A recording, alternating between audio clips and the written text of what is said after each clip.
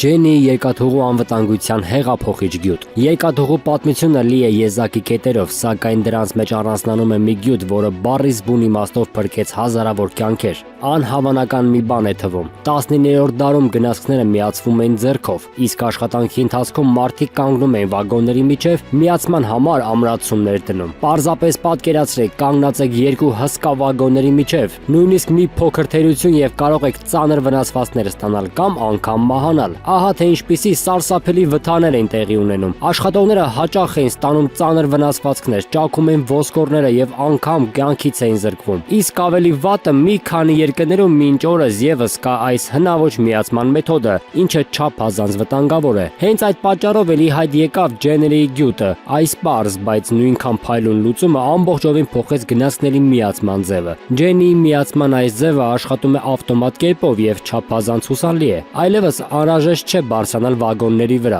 Վագոնները պարզապես շարժվում են միմյանց ուղղությամբ եւ ավտոմատ մեխանիզմը ինքնուրույն ամրացումներ է դնում։ Արդյունքում միացումը արագ է, անվտանգ եւ զերծ ռիսկերից։ Նպատակն կատարածելուց հետո Ջեննիի միացուցիչը բառացիորեն փրկեց հազարավոր կյանքեր։ Այժմ երկաթուղային տրանսպորտը շատ ավելի անվտանգ է դարձել։ Աշխատողները կարող են կատարել իրենց աշխատանքը առանց մշտական վախի։ Չենք մոռանում բաժանորդագրվել Նարեկ Դեմիրճյան էջին։ Շնորհակալություն։